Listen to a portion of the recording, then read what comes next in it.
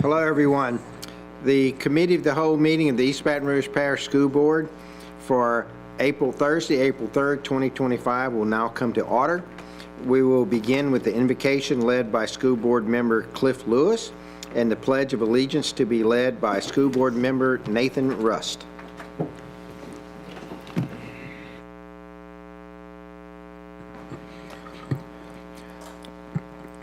Gracious Father in heaven, thank you for blowing the breath of life into us this morning. Thank you for allowing us to see a day that was not promised. We pray, Heavenly Father, as we come into this room, that your will be done, that we may do the things that you've called us to do, to serve the families and the students of East Baton Rouge Parish School District. In Jesus' name we pray. Amen. I pledge allegiance to the flag of the United States of America and to the republic for which it stands, one nation, under God, indivisible, with liberty and justice for all. Thank you, everyone. Now we will move on to the roll call. Madam Secretary, would you please call the roll? District 4, President Stewart. Present. District 7, Vice President Gode. Present. District 1, Mr. Blue. Here. District 2, Mr. Lannis. District 3, Ms. Powell Lewis. Present. District 5, Mr. Lewis. Here. District 6, Mr. Russ. Present. District 8, Ms. Sule. Present. District 9, Mr. Martin. Present. We have a quorum. Thank you, ma'am. First item on the agenda is item B1, the Fiscal Transparency Report. Are there any comments? It's for information only, so any comments from board members? I do have one slight comment on that. I don't know if you saw the article in the paper today about the Louisiana Treasurer putting out a website that lists all the expenditures and revenues of all the different school districts and things. So I suggest that you go look at that as you have a chance. There's one thing that did concern me, though. On the revenues, it listed two categories, state and federal, and they really didn't break out. This is the locally derived revenues versus the state provided revenues. They lumped that all as state. I'm going to be writing a letter to our treasurer asking him to change that, because it gives the impression that the state is providing all of this money, and the state actually provides a significant but not majority portion of the money to run the school district. So I suggest that you go look at that and see the information that is on the Louisiana Treasurer's website. Thank you. Next, Superintendent, it's for you and the school presentation. Thank you, Mr. Vice President, Madam President, members of the board, ladies and gentlemen. Here and at home, we are delighted to have with us an outstanding principal at Woodlawn Elementary, Ms. Bloss, and her team, and they're going to do a brief presentation for us about the wonderful things that are happening at Woodlawn Elementary. So we turn it over to you, Ms. Bloss.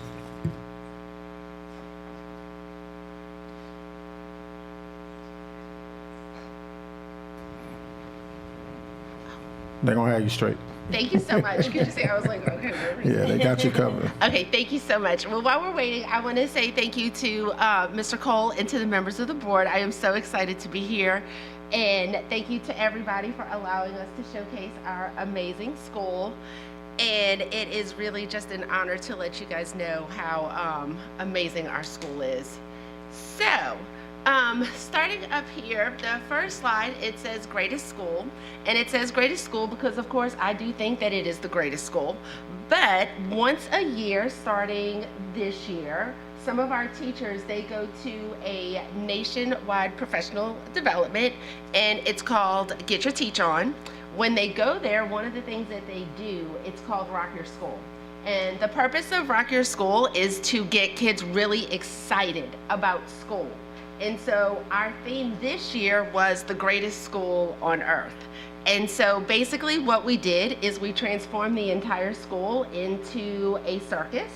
We had a big top, we had animals, we had the crates that you carry the animals in, every single room was decorated, and it was all to get kids pumped up. So as we're going through the slideshow, you will see different pictures of what we were able to do at the school. So a little bit about us. We are, I believe, the largest elementary school. We do have 683 kids as of today. We are pre-K through 5. Some of the special programs that we do have gifted resource, and we do have talented art, music, and drama. Looking at our subgroups, we have 66% economically disadvantaged, 54% African American. We are 16% ESS. And although we are 24 Hispanic, we are really proud that we are only 14% ELLs. And so you can see on the picture, this is one of the backdrops, all of the teachers dressed in circus themes. A huge thank you. Mr. Wilson is always a huge team player. You'll see him on a few of the slides. Another thing about Woodlawn Elementary that we're really proud of is that we do have a very diverse population, and it just really adds so much to the culture of the school. So a little bit about our data. We are really proud. This year we were up to an 82.7. We are a B school. What we're most proud of is our progress. So we are 100.4 was our progress grade, and we were an A. So as you can kind of see from our data, we got hit really hard with COVID, but we have steadily been on the rise. So this school year, we grew about 5 percentage points. So we were very proud of that. What we're most proud of is the growth that our subgroups have seen. And so if you kind of look on the bottom, our SPS, again, 82.7, but more importantly, if you scooch over a little bit, you could see the African American subgroup, we went from a C to a B, so we were very, very proud of that. In our economically disadvantaged, we went from a C to a B. In our ELLs, we stayed a C, but we grew tremendously, and as you can see, we are in the 93rd percentile in the state for our ELLs. So we are very, very proud of them for that. Our students with disabilities, I'm afraid to say we didn't grow there, but we love our ESS kids, and we are full inclusion, which is another one of the things we're really proud of. So our DIBEL scores. So for our DIBEL scores, we don't have our EOY up there yet. We just have our BOY and our MOY, but we have our comparison to the district. And so we have been consistently outperforming the district. So we are very, very proud of that. At the MOY, we were 70% benchmark and above, which is one of the highest that we've been so far. I have to shout out our third graders. They were at 75% benchmark and above, and that is the highest grade level that we have had since I have been at Woodlawn. So we are super proud. Our second graders tested today, and we had so many kids that were above benchmark. So we are very, very proud of our teachers and of our students. So this is our LEAP summary. So of course now we are going to mastery and above. So we had so much growth last year because we had so many students that went from below mastery up to mastery or above. And so we were extra proud. The grade level that we had the most growth on were our third graders. And so if you kind of look, we have the 22-23, and then we have the 23-24. So there was significant growth in all of the content areas in third grade. And so like I said, I feel like we're definitely on an upward trajectory, and we're really proud of our boys and girls for working so hard. So what makes Woodlawn so special? So I had to really stop and think, like, what makes us so special? And I think a lot of it is our attention to individual students. And so I really tried to pick out 3 things that that I'm really proud of our teachers for working so hard with. So the first thing is inclusion. So, I came from a middle school background, which has a little bit different of a outlook on inclusion. So I came from, all of the kids being in the classes. So when I came to Woodlawn, we really did shift all of those kids from being pulled out or being in the resource room or, not being in the regular classroom. We shifted all those kids back into the classroom. And it has just been an amazing experience. And our teachers want it. And that was the crazy part, is that you would think that that's not what they wanted, but they did. They want all of these kids in the regular classroom. And I do have to shout out my little Axel. Axel is in that picture, and he's dressed for one of our dress-up days. But when Axel was in pre-K, they thought that he would be in a severe profound class. He's in our top honors class at Woodlawn. And it's because our teachers just see the potential in students, and it's what I'm just most proud of our teachers. Our ELL population is amazing. We were 3rd in the district for the highest scores with our ELLs. Also, for this year, Mr. Rico sent us the comparisons. We had the highest amount of benchmark and above on the EOY DIBELS in the district. So they did such a fantastic job. And so those numbers, kindergarten, 74% of our ELLs were above benchmark or above. In 1st grade, 95% of our ELLs were benchmark and above. 2nd grade was 68 and 3rd grade was 84. And again, we are 100% inclusion. Those kids are in the class, the teachers are pushing in. You can go into any class and you're gonna see 2 or 3 teachers, because there could be the teacher, there could be the inclusion teacher, there could be the ELL teacher, and everybody is just working. And it's an amazing thing to see. The other thing is tiered intervention. Our teachers work so hard. If we see a child struggling, we immediately put them on tier 2, or we might move them to tier 3 to make sure they're getting that extra attention so that we can fill in any academic gaps that we have. And I know a lot of you are educators, and you probably know how much work it is to put a child and to provide tiered interventions. It's a lot of paperwork, it's a lot of extra work, but our teachers are just happy to do it. And they, again, make me so proud. So I also had to really think about what the kids and what some of the students thought, some of the teachers thought about our school and what made our school special. And so, of course, some of them said, it's the recess and it's my friends. But, the majority of them really did say that my teachers and my friends are supportive. We also believe in the power of yet, which means that just because I don't know it now just means I don't know it yet. And kids will say that to me. They'll say, I don't get it yet, but I'm gonna get it, Ms. Bloss, I'm gonna get it. And so it's just, it's that feeling, it's that culture that's all around the school, that I know that, number 1, my teachers are gonna push me, but number 2, I know my teachers are gonna support me. And so that was kind of the general consensus of these, and just like this little girl said, she said it's a motivating environment. And that's what we want. We just wanna push our kids to be successful. So the next one, I had the teachers say, and you can see we're keeping with our circus theme. What I really love about our teachers is that they recognize what makes Woodlawn special. And so this first one was from a new teacher. She came to us from another school. And so she wrote, from the moment I walked into the school last fall, I was welcomed by the amazing people that work here.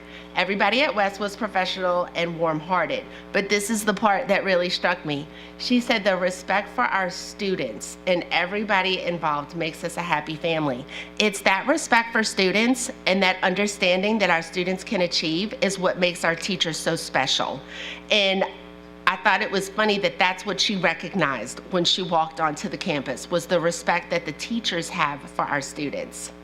The other one, what really struck me is that, and this really hit the nail on the head, This teacher said, "Nothing is ever stagnant at our school. We are constantly finding new and exciting ways to challenge our students and to help them meet their goals and be the best version of themselves." And that really is our goal, is to set goals for our students, to motivate them and support them so that they can hit all of their goals. So this is our last slide, and this is kind of, a compilation of some of the pictures and some of the things that we did for that Rock Your School event. And so, like I said, every teacher participated, every classroom was set up. This picture is our entryway that was set up like the big top. And it wasn't just fun. Like, every teacher had to set up their lessons to be circus themed. So you may have had, something on multiplication, but it was circus theme. The reading passages were circus theme. We had an actual member of a circus come out and perform. And then we also had, on the last day, we had our high school neighbors come out. And I can't say enough about Woodlawn High. You give them an opportunity and they're loading up the bus and they're bringing all of the kids. They bring the cheerleaders, they bring the football players. They come and read to our kids. They do anything we ask them to. And the kids love it and the high school loves it. And so this was, just like I said, this is really what that week was about, and it's always at the beginning of the school year, and it's just to get the kids hyped up and ready for the school year. And that's all I have.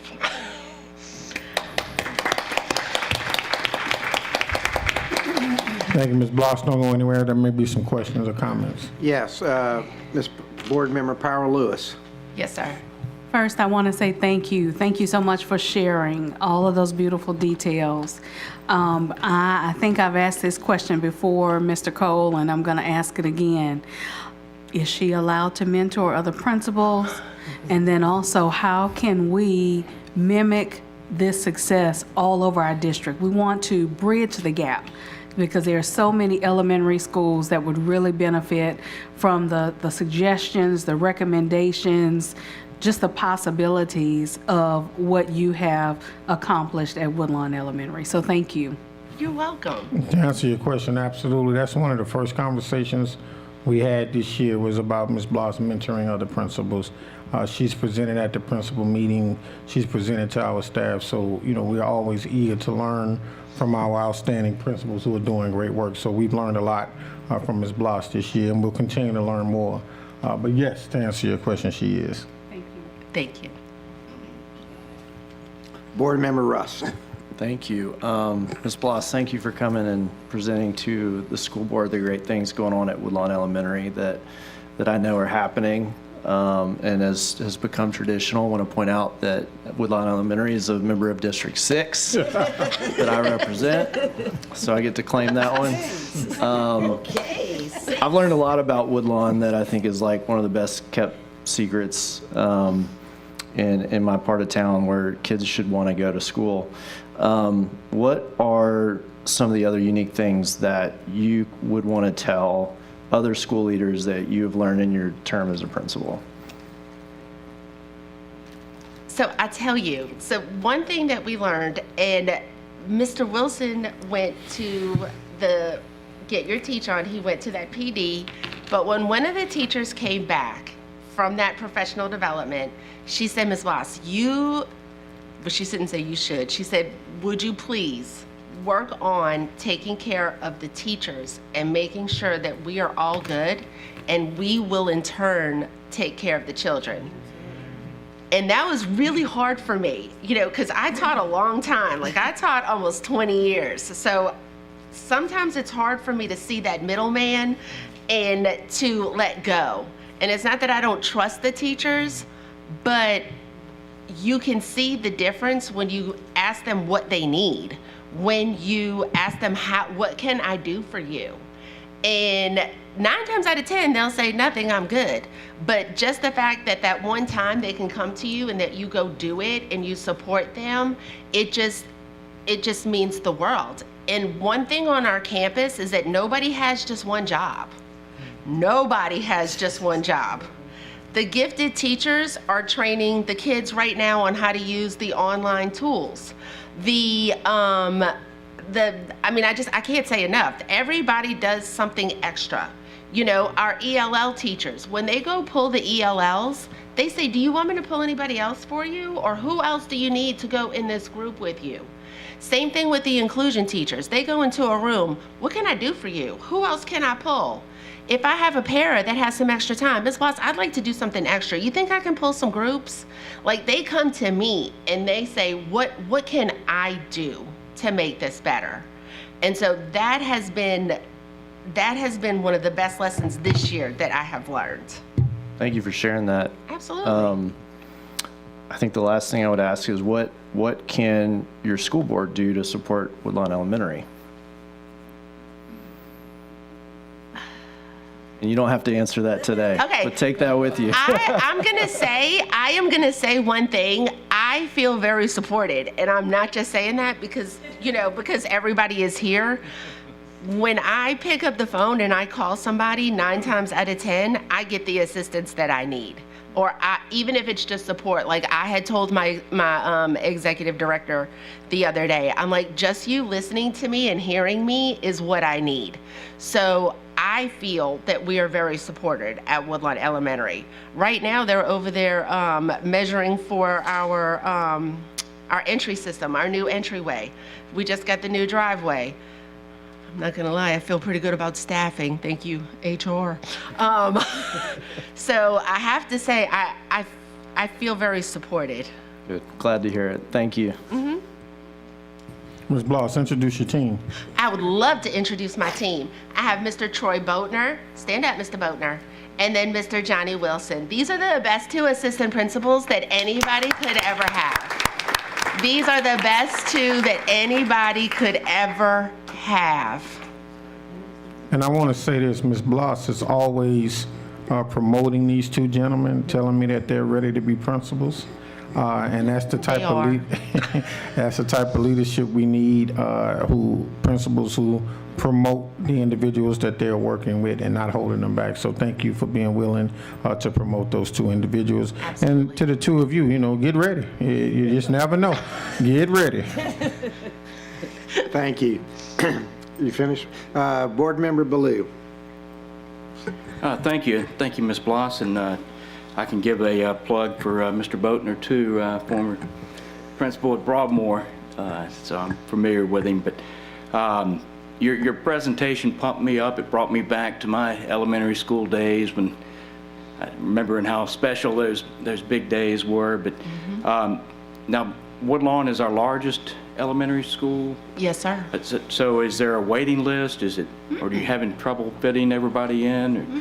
Or, so there's plenty of room. Well, I wouldn't say plenty of room. we're just about right now. Yeah. We're at a real sweet spot right now. All right. Well, great. Well, thank you. You're welcome. Thank you. Board Member Lewis. Ms. Bloss, thank you for a very positive and uplifting presentation. It's not, well, we always get those presentations here when principals come. Just a couple questions, though. The whole conversation is centered around staffing. You've talked about staff. So what's the one thing, the number one thing you look for when you interview a teacher? Whether it's verbal, body language, just what is that thing that lets you know this is the one? A love for children, an excitement for education. So on average, how many teachers do you have in the school? How many teachers? Yes, ma'am. Teachers and paraprofessionals, we have about 75. And how many of those teachers are certified teachers? They're all certified. All certified. And you have how many in a class? How many said- students? No, ma'am. How? Okay, your average class size is? Our 4th and 5th are very large. We're up to about 27, 28. But we do try to keep our inclusion class a little bit smaller. So in the majority of the inclusion classes, we like to cap those at 20. So kind of what we see, it's hard to say because we have advanced classes and we put more children into those. And then the intervention class, which would be the inclusion class, usually has a few less. And you generally have 2 to 3 teachers in a classroom? So I say that because we have inclusion, but we have Right now, we have 3 inclusion teachers. So that inclusion teacher will service K1, one will service K1, 1, 2, 3, and then 1, 4, 5. So that inclusion teacher will spend about 2, maybe 2.5 hours in 5th grade, and then she'll spend 2.5 hours in 4th grade. So when she pushes in, that makes 2. Then we have 2 ELL teachers. So when that ELL also pushes in, and what we try to do is those kids that need to be serviced the most, we keep them together, and so that everybody can be serviced at one time, like a one-stop shop. And so that's how we would come up with 3 teachers possibly in a room at a time. But now honors, they're on their own. Well, doesn't sound like they're having any problems being on their own. No. Again, thank you for a very, very positive and uplifting presentation. Kind of like Thank Mr. Ballou. It didn't quite take me back to elementary. I can't remember that far back. But it felt good to hear you talk about the babies growing up. Well, good. Yes, thank you. I'm going to jump in the queue now. Thank you again for all of the hard work for you and your staff and everyone associated with Woodlawn Elementary. One of the things I'm interested in is teacher retention. What is, over the last couple of years, what has been your retention rate? So I don't know the exact Rough number. Okay, we generally, this year we had 3 new teachers. We had 3 teachers that were new to us. And then this year, I can honestly say, I've only had 1 teacher say they're leaving so far, and she's retiring. Exactly my point. So I think that as we look into a lot of issues around different schools, there's no silver bullet, but one of the key things is teacher retention and keeping people into the system, developing the school culture and all of those things. Do you have anything that you think is one of the key items that we as a board should consider as we try to really raise our rate of retention? Because today, district-wide, we lose like 20-something% of our staff every year. Any ideas from you about what we as a board could do?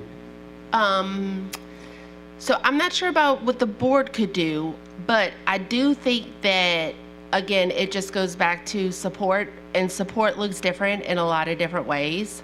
I do think, we are a Title I school, and so a lot of times I'll ask the teachers, like, hey, what do you need?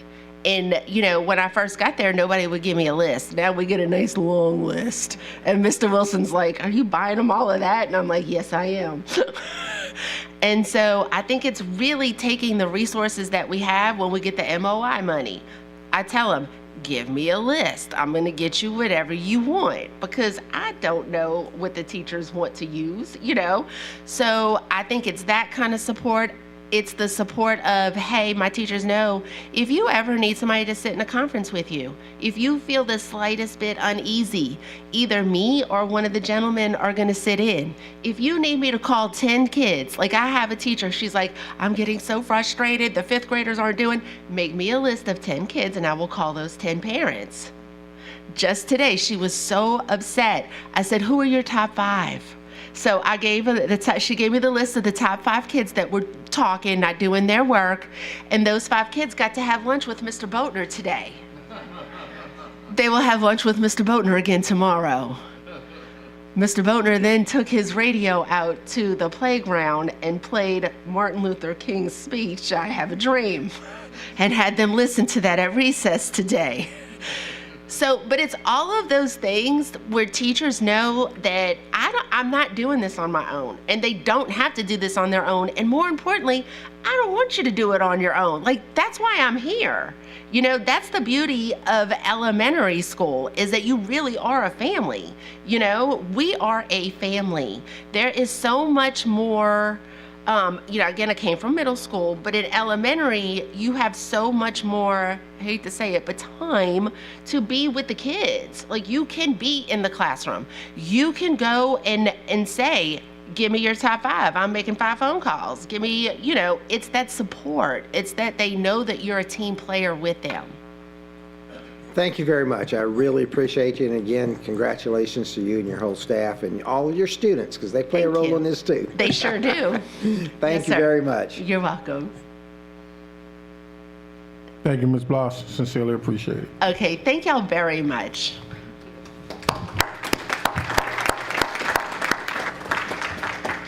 Thank you. Now we will be on item D1, Contract Provision Video System.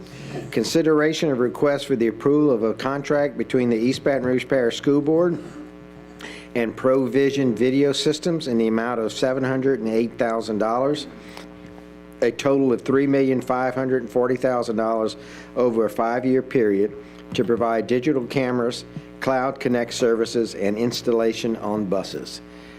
Mr. McCain, the floor is President Stewart, Vice President Gode, Mr. Cole, members of the board, come to you tonight hopefully on a historic occasion. We ask for your approval for this contract with Provision Video Systems LLC.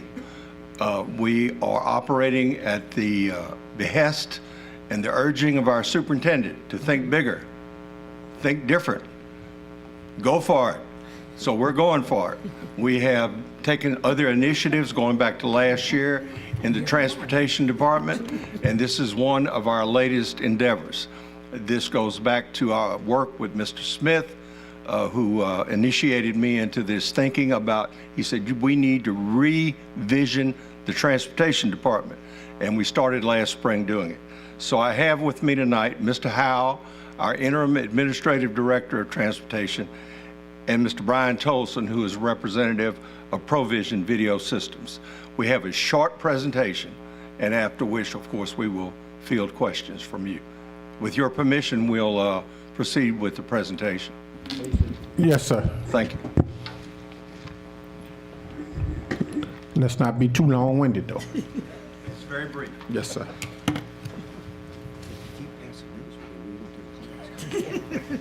Yes, sir. Yes, sir.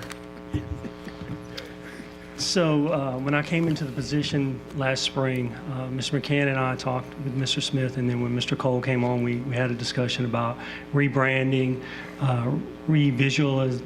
revisualizing transportation, and we've made moves this year, I think, towards that goal. And like I tell Mr. Cole, it's we're striving for perfection, knowing that we're never going to get there, but we're still moving forward. Last year, in the spring, I started demoing different camera systems. We need cameras on the buses for a number of reasons, and I included quite a few in the FAQ. I could have included paragraphs. We need it for students, we need it for drivers, we need it for parents, we need it for vandalism, we need it for homeless sleeping on the bus, we need it for so many things. The cost has been a huge deterrent over the last few years. I started demoing, and I was dead set. I've always told, if you can build it in the budget, it can happen. So that was my mindset. I'm going to build it into the budget, whatever we find. I demoed, if you look at the last item on the FAQ, I demoed quite a few. And I settled on one, and some of you came and visited the demo bus that we had set up, and it was pretty impressive. So with Provision's plan, you have a lower upfront cost. They were one of the only companies that allowed us to spread that cost out over 5 years. They were also one of the cheapest on top of that. They had one of the most modern technology. If you guys saw the cameras that came out to visit, I included some screenshots in the FAQ as well. So the cameras are very high definition. They include audio for every camera. They've got a good night vision, and I included the night vision pic in there as well. You were getting, Mr. Gode and I talked, technology changes so quick. We'll have this paid off in 5 years, and we own it. And at that point, you have to decide, we upgrade what we need to upgrade, but I don't think it's going to be a $3.5 million project at that point. Because everything that we upgrade into the future is going to work with what we currently have, as long as we stay within that same cloud system. So, anyway. And as I said earlier, 1080p HD video cameras. Each one is going to come with a 4 terabyte solid state drive. It's 4G enabled. I had a question from one of the board members, why not 5G? 5G right now is just not as strong as far as why. We just don't have enough coverage for it. You get a system health monitor. We'll get an email each day. This camera you're having issues with on this particular bus. And we'll have the live view. Years ago, we had a camera system, and when there were issues, someone had to go out to the bus, pull the hard drive, take the hard drive back with them to the office, and then look for what they need to look for. With this system, we'll be able to log in live on the bus as the bus is going down the road. Anything that happens, the camera system itself kind of makes bookmarks for you as far as incidents that goes on. If there's an accident, the camera senses that and marks it. Ms. Soya and I talked about what is the trigger going to be with the camera coming on. Their normal trigger was with the ignition comes on. Well, that doesn't help us at all when it comes to vandalism, at all. That doesn't help us when it comes to making sure the driver did their pre-check. So I told them non-negotiable is going to be when the door opens. And they came up with a better solution. They're going to install motion detectors. So as soon as motion is sensed, the cameras are going to come on. It's got a GPS receiver. The GPS receiver is going to be separate from the current GPS we use. It basically is just going to tell us where the bus is.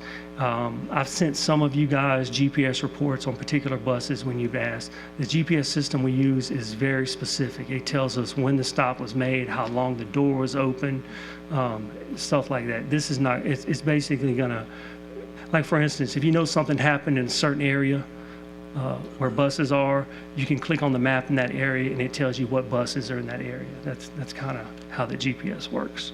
And we talked about the custom trigger. Like I said, we're looking at the motion, and they've already got a motion detector that they've shown me. There's some screenshots from the bus. Like I said, these are stock shots, but the shots I included in the FAQ are actual shots from the demo bus that we had outside, with the exception of the night vision. And one of the things that impressed us so much, if you look at these shots, you can actually see down in the seats. So this is not a dome camera solution that's just looking across the bus. You see down in the seats. And remember, every camera has its own individual audio.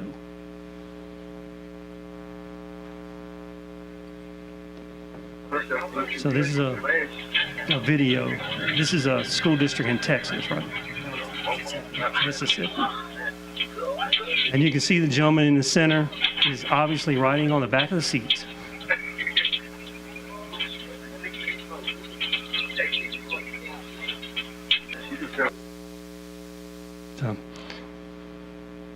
So like I said, clear pictures.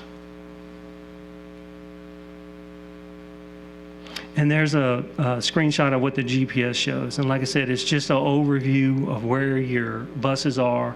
We'll be able to customize each of the GPSs to reflect the actual bus number. So there won't be any kind of, oh, what does this serial number means this bus. We'll be able to customize all that. Yeah, and they'll have a map versus satellite, of course. Okay, any questions? Thank you. Board Member Martin? Yeah, thank you. This looks tremendous. It's going to be very valuable, I think, to the district. Very excited to see it.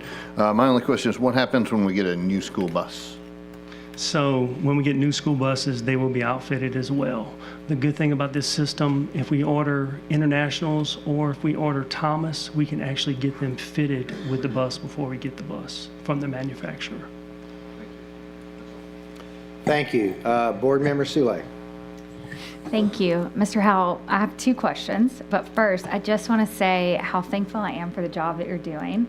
Before I came on the board, one of the things I heard a lot about from other people were the transportation, the buses, and I was super nervous about that coming onto the board, and it really has been quite pleasant in that department. And I really think it's because of the hard work that you've been able to do. And It's a team. yeah, thank you. Thank you. Here was my questions. Will all of our buses have it? Okay, and then my second question was that GPS system. So like in the mornings when parents are saying like the bus didn't show up, or can y'all like see it right then and see where the bus is, if the bus is coming, if the bus missed Right. somebody? It can serve as a backup to what we currently have. And they work on different technologies. This is going to work on a SIM card. Am I right?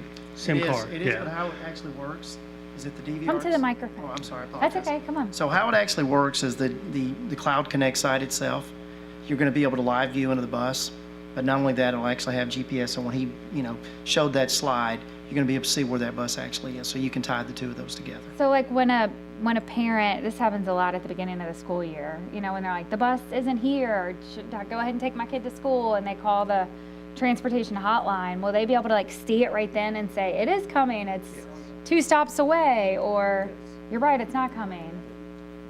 And I'll mention, you asked about all the buses. So initially we were doing 475 because I was trying to stay within the 700,000 per year. Luckily, the camera prices went down. Awesome. So that's why there was a change. I contacted Ms. April and we changed it to 500.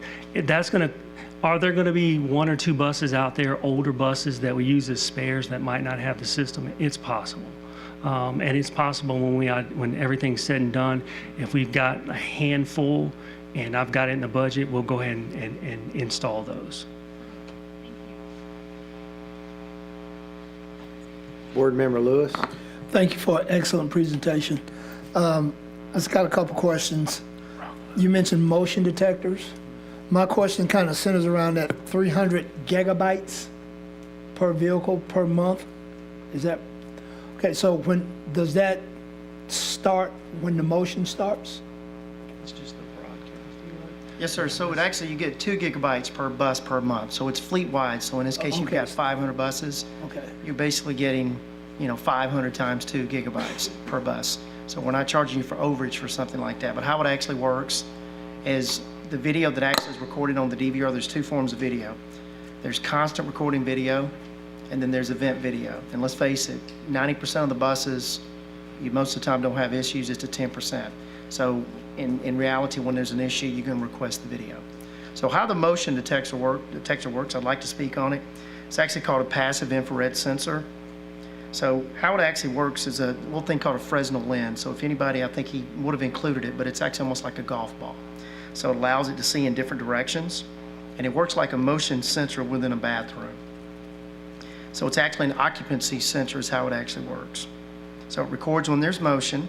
It will continue to record as long as there's motion, and then when motion stops, it will continue to record for another 10 minutes.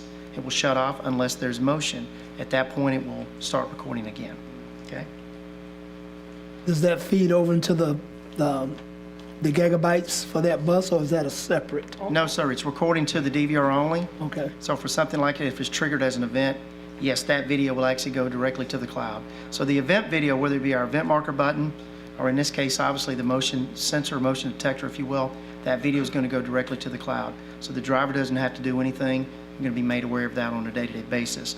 You can do it through Cloud Connect because it actually sends you an email report daily on event video that actually happened.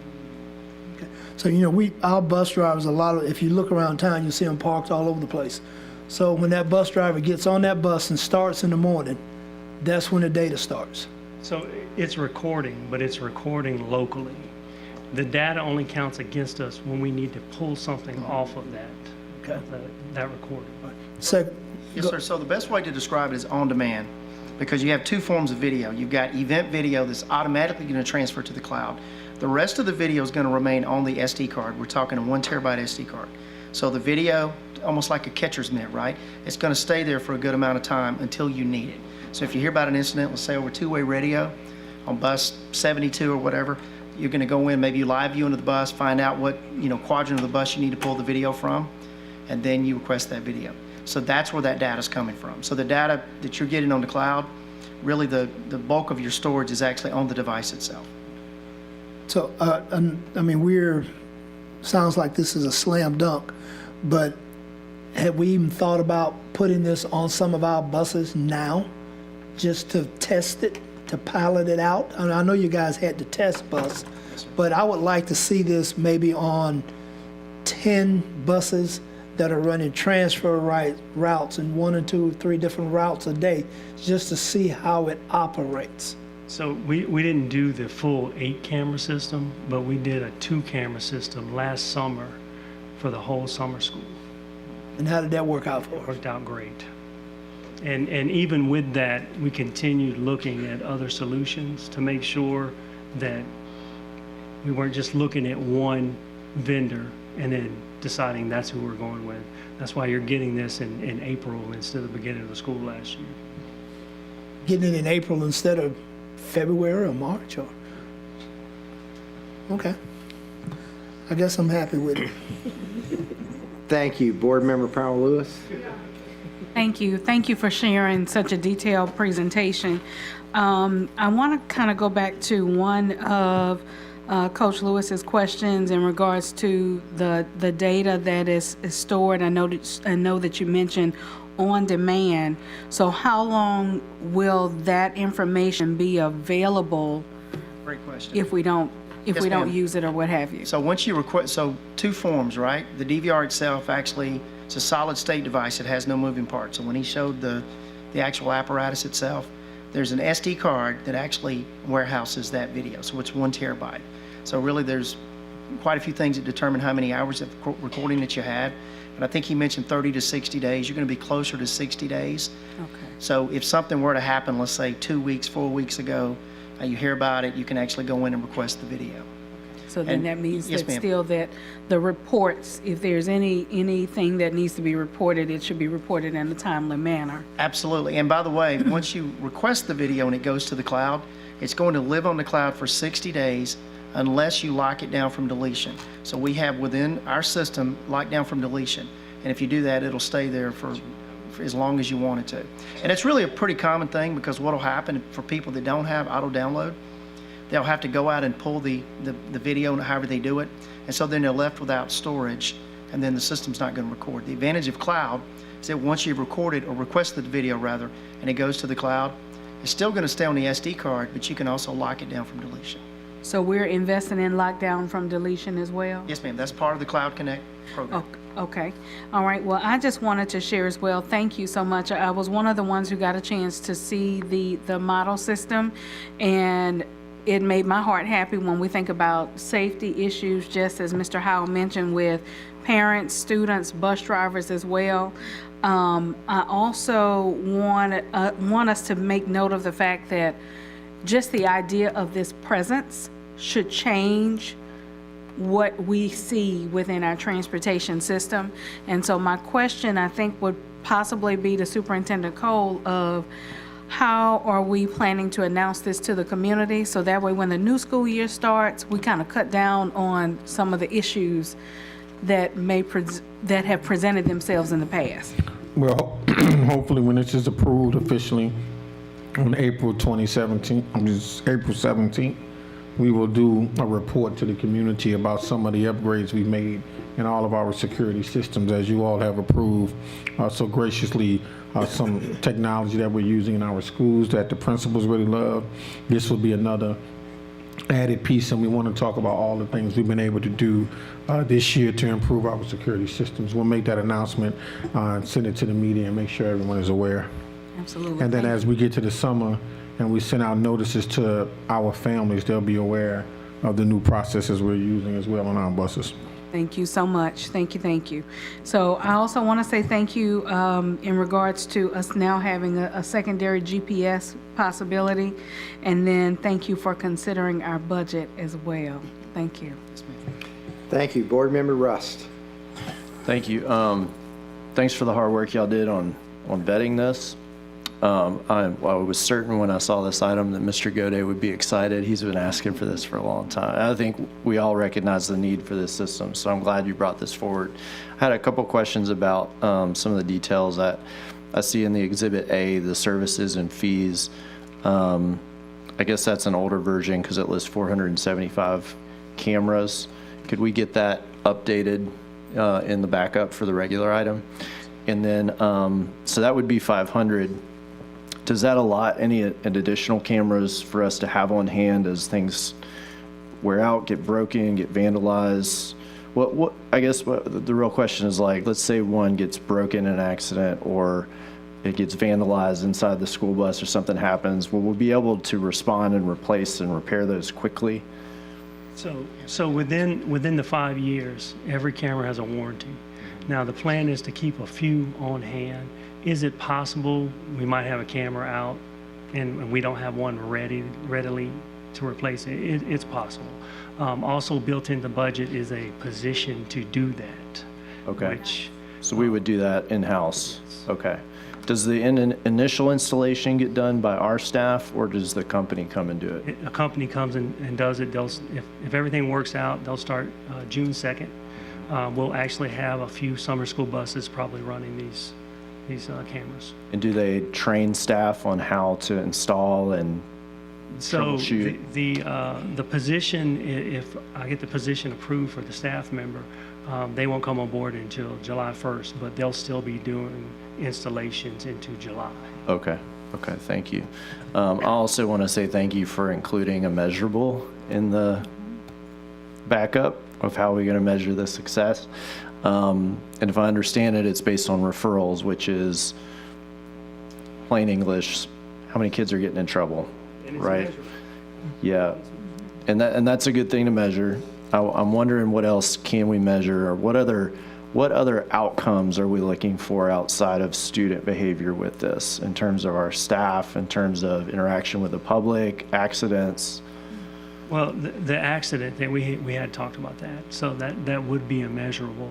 I don't know about preventable accidents, but like I said, we've had accidents where driver says we're not at fault, students on the bus say we're not at fault, but we're ticketed, or not necessarily ticketed, but insurance-wise, we're blamed. Yeah. Okay. All right. Thank you. Thank you. And just as a note, I let this discussion go on because I thought we did ask very technical questions, so we're going to come back to the public. Don't worry, we haven't made the motion yet. But again, thank you very much for all the hard work. I've been a thorn in Mr. Shamlin's side about getting these cameras. And if you worry about, cost is a key factor, but when you look at the liability payments that we put out for bus accidents and things like that, this definitely has the potential to pay for itself in doing that.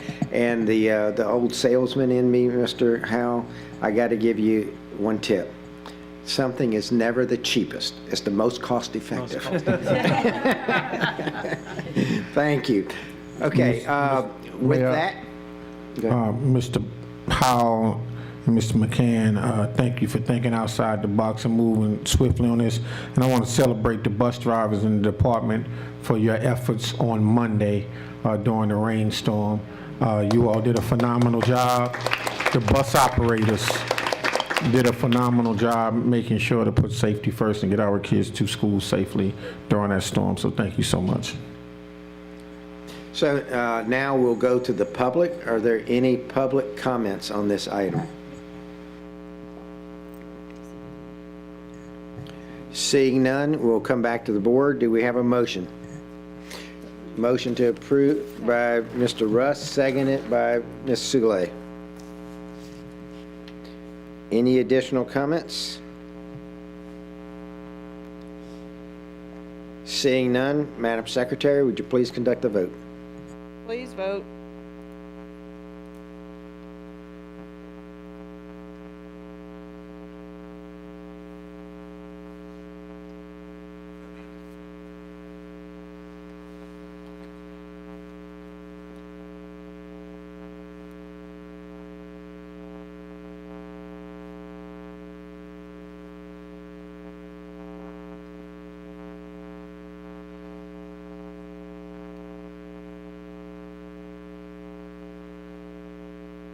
The motion carries. Thank you. And just for the record, I see no online comments on this item. Next, we'll go to item D2. Thank you very much for your presentations and your hard work. Item D2, consideration of requests for the approval of the renewal of a professional services contract between East Baton Rouge Parish School Board and Renaissance Learning in the amount of $171,471.96 to provide for the continuation of the EduClima Data Analytics Program. Funding source EEF. Do we have any presentation? No. If you want it, No. we have it, That's fine. but we on deck if you need it. Okay. Any comments from the public on this item? Comments and questions from the board? Ms. Okoski.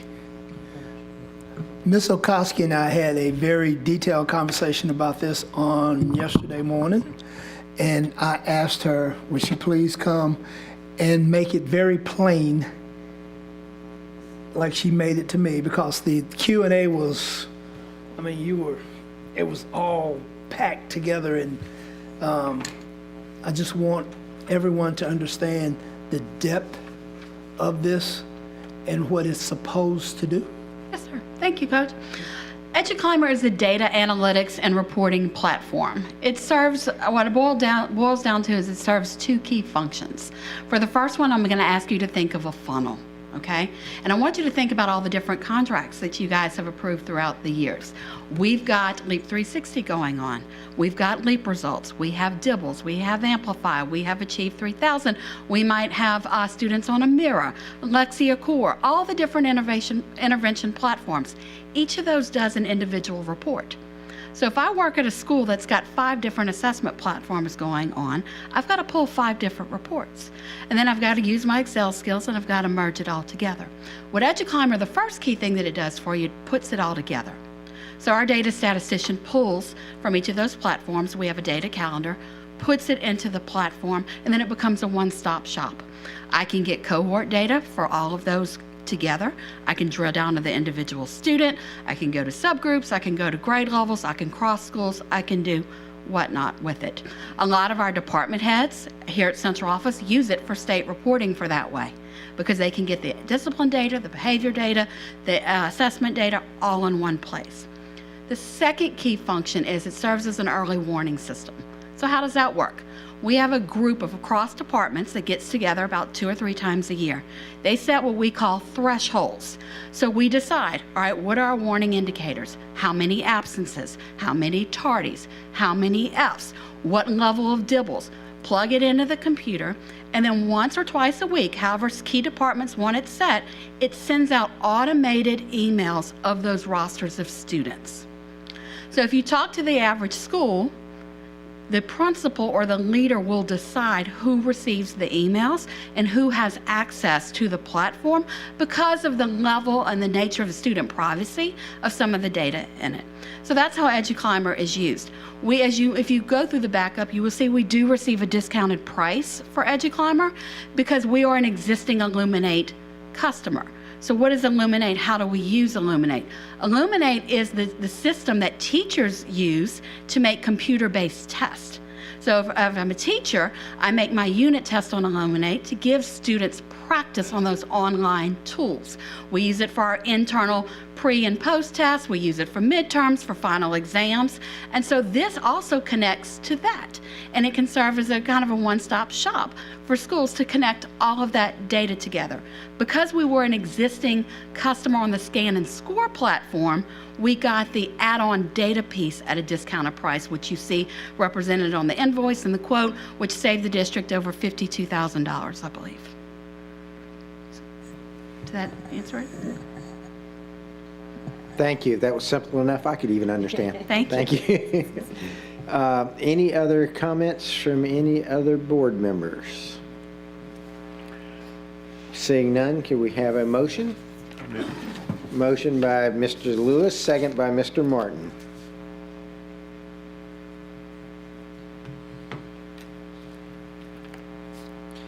Any additional comments or questions from the board? Seeing none, Madam Secretary? Please vote.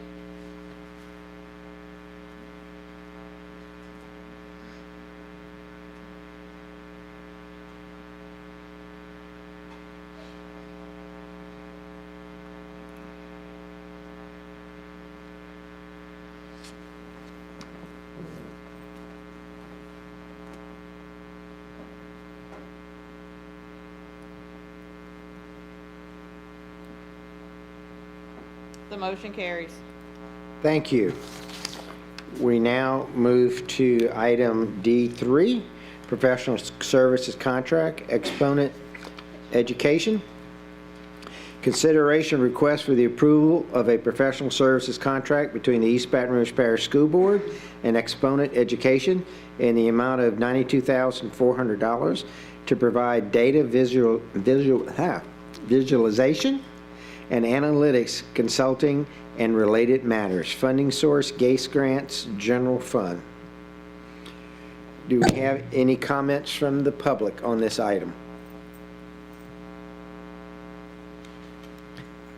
Seeing none, do we have any comments or requests for further information from the board?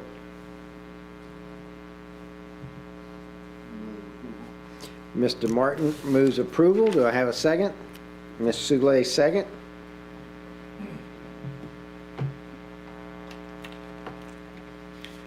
Again, any other comments or questions from the board? Seeing none, Madam Secretary, would you please conduct the vote? Please vote.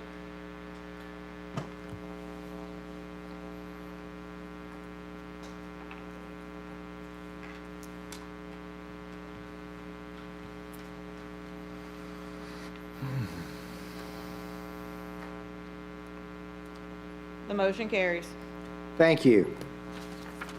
We now move to item D4, professional services contract, D2I, data to instruction. Consideration of request for the approval of a professional services contract between the East Baton Rouge Parish School Board and D2I, data to instruction, in the amount of $219,740 to provide professional development for data and academic support. Funding source, Gates grant, CLSD grant. Any comments from the public? No online comments. Any comments or questions from the board? Seeing none, may I have a motion? Oh.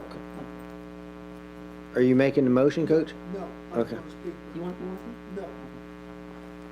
Do I have a motion? Move we accept. Motion by Mr. Rust. Do I have a second? Mr. Martin, thank you. Any additional comments or questions from the board? Seeing none, Madam Secretary, would you please conduct the vote? Please vote.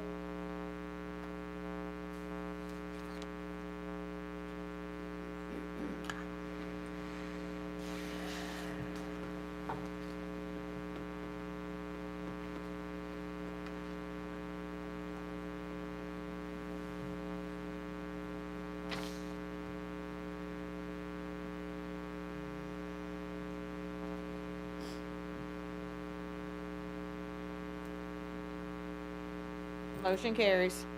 Thank you. We now move to item D5, litigation. Consideration of a request for the approval of the recommendation from Gwen Shamlin, General Counsel, East Baton Rouge Parish School Board, in the matter of Renee Smith and John Robbins versus East Baton Rouge Parish School System, Berkeley Insurance Company, and Monique Jackson, docket number 697106, Section 23, 19th Judicial District Court, Parish of East Baton Rouge. Do we have any public comments? Seeing none, and there is a note here that there's a possibility of executive session. Do we have any comments from the board?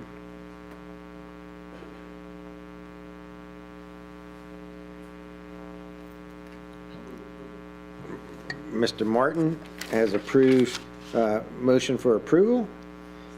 Do we have a second by President Stewart?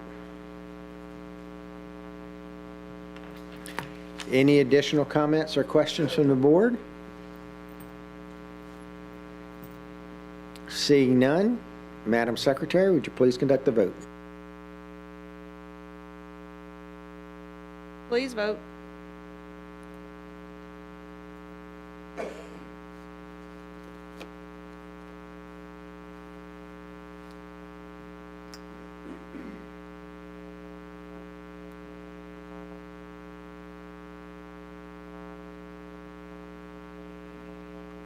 Motion carries. Thank you. We now move to item D6, litigation.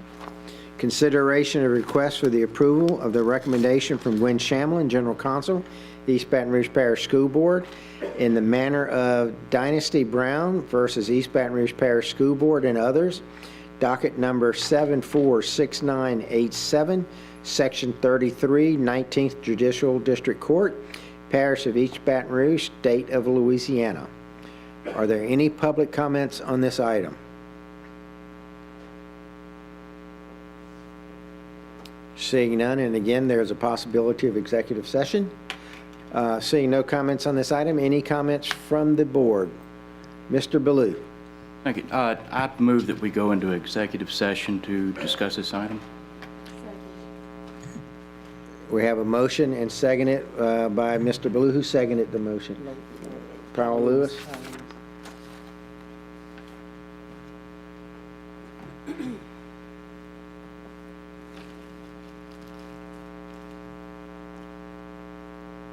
And Mr. Shamlin, if I'm correct, this needs to be a unanimous vote? Vote of 6. Okay, thank you. Any other comments before we conduct the vote on the executive session?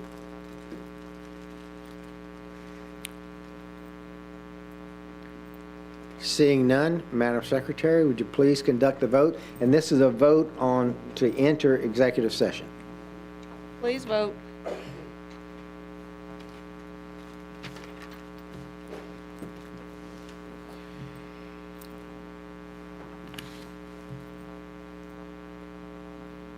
Motion carries.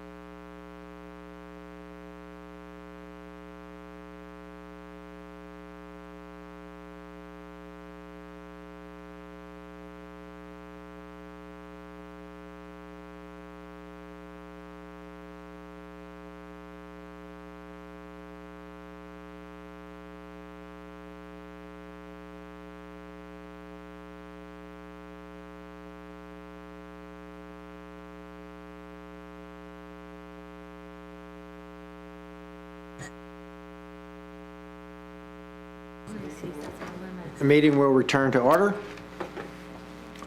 We are on item D6. I'll reread the item. Consideration request for the approval of the recommendation from Gwen Shamlin, General Counsel, East Baton Rouge Parish School Board in the matter of Dynasty Brown versus East Baton Rouge Parish School Board and others, docket number 746987, Section 33, 19th Judicial District Court, Parish of East Baton Rouge, State of Louisiana. I had already gone to public comments before we went into executive session, so are there any other additional comments or questions from the board? Moved by Mr. Ballou. Do I have a second? Mr. Lewis.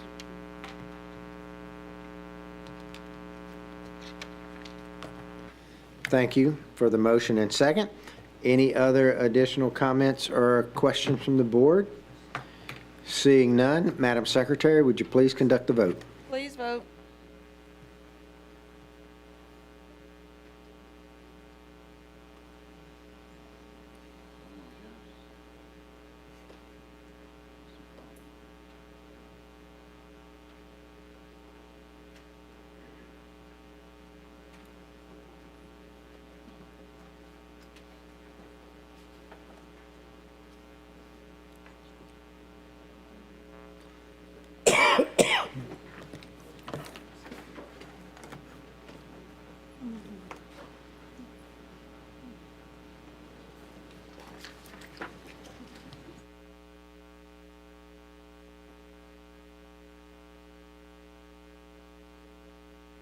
Motion carries.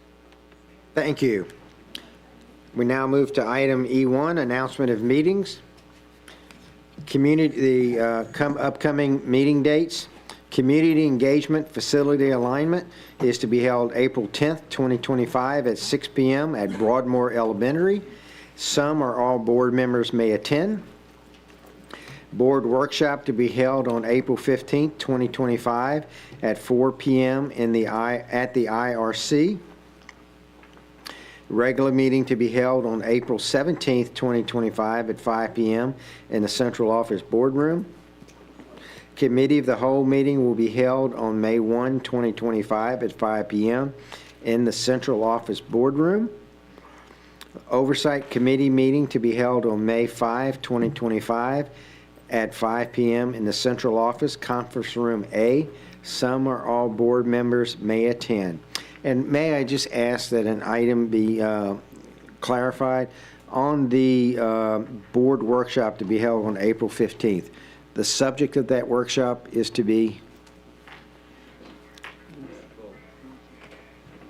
The subject of the workshop, the board workshop on April 15th. Recommendations for school realignment. Recommendations for school realignment. Could we add that to the list of the meeting so people know what the workshop will be on?